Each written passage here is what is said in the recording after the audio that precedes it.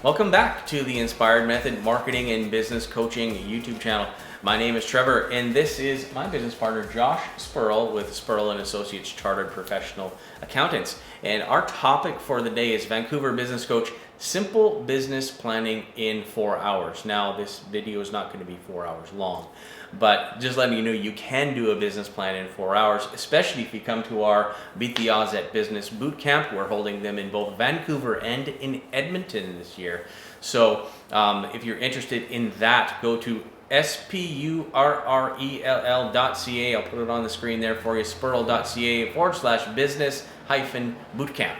And check it out there, get a ticket, come out to the event. It's only $100, best $100 you'll spend. You get 8 hours of excellent teaching from experienced entrepreneurs, and we'll be glad to help propel your business forward. And of course, there's no pitches, no sales, no anything that you have to buy there. We just want to present this information to you to help Canadian businesses beat the odds. Okay?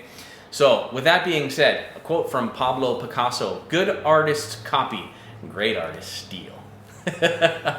Boy, isn't that true?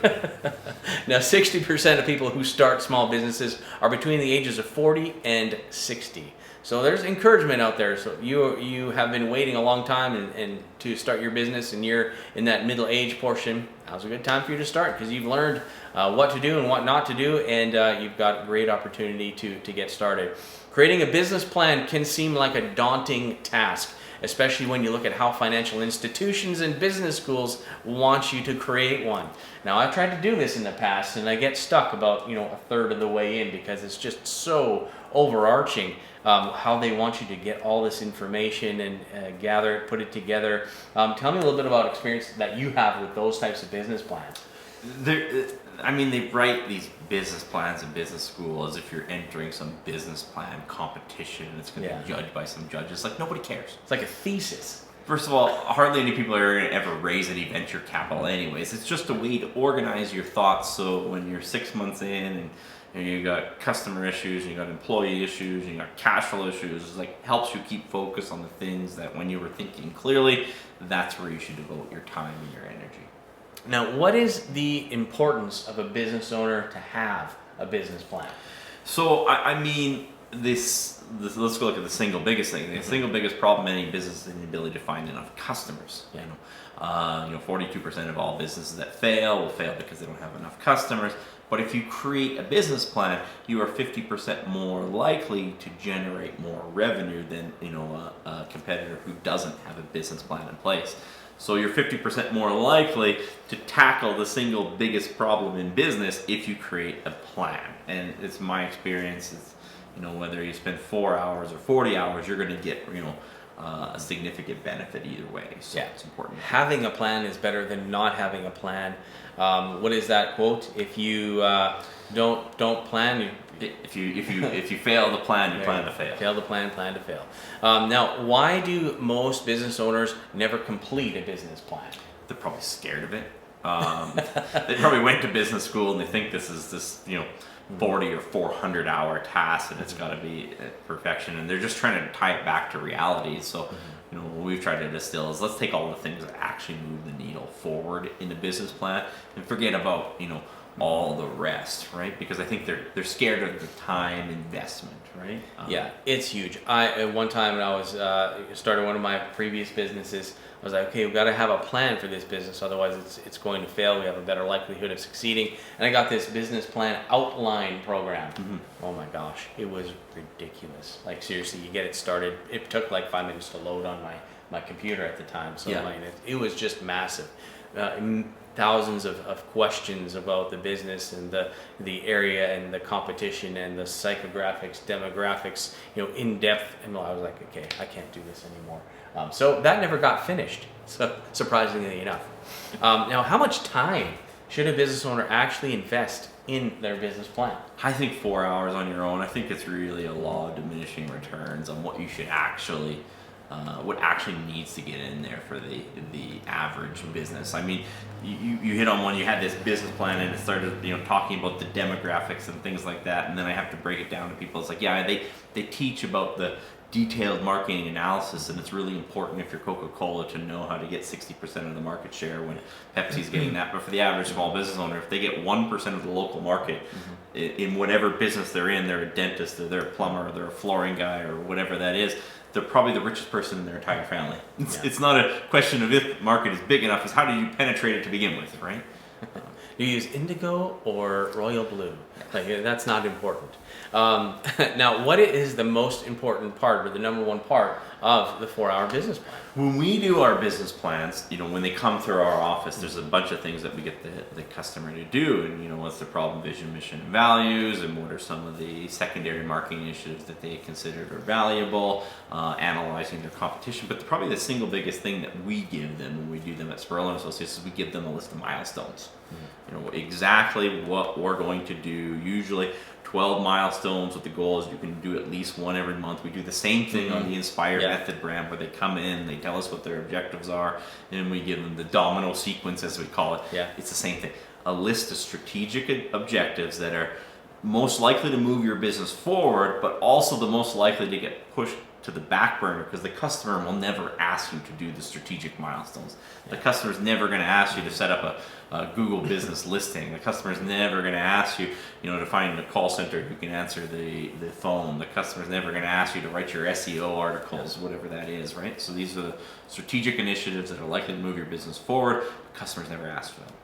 Exactly. And, because I know accountability is super important to growing a successful business, which is why we exist. We exist because we know that business owners need help in growing their businesses. So if you're interested in checking us out, giving us a try, it's free for a month, folks. I mean, it costs you one Canadian dollar. I don't know how much that's worth in American dollars, but $1 Canadian, and it'll give you a month of business coaching.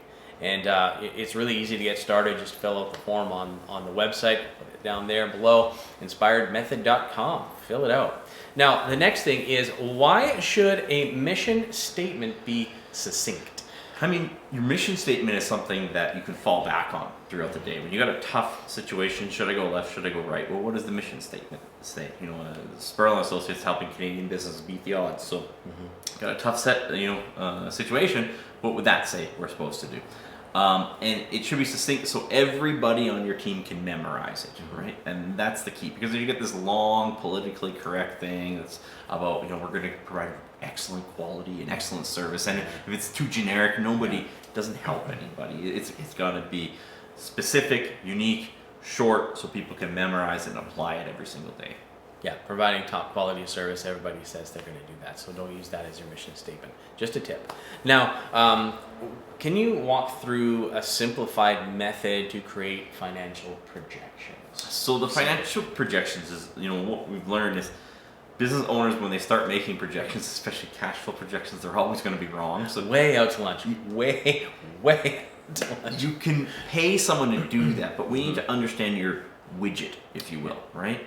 So if you're a tradesperson, every project that you do, the average is X. And I mean the average, because people get lost in this, where they're trying to price off of every item on the menu, where sometimes they're going to be big projects, sometimes they're going to be small projects. But if you take the time to figure out that average of what you charge and what your costs on those sales are, and what your average gross margin is, that is a simple part. That's what you need to drill into. And most businesses should have no more than 2 or 3, right? I mean, if you're a dentist, you might have, your average treatment that you're doing, but maybe off here, you have a special one for Botox or Invisalign, because the product cost is dramatically different. But most businesses are they're going to have no more than 3 revenue streams, and we just got to know what the average revenue, the average cost, what you make, what your gross margin is on every sale.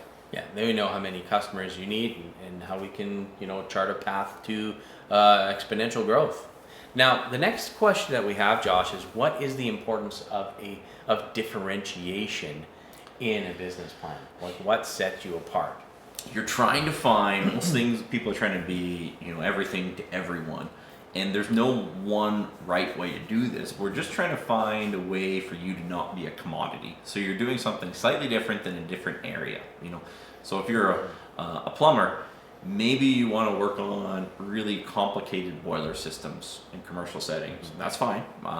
And maybe you just want to be the first guy there at 3 o'clock in the morning when a pipe breaks.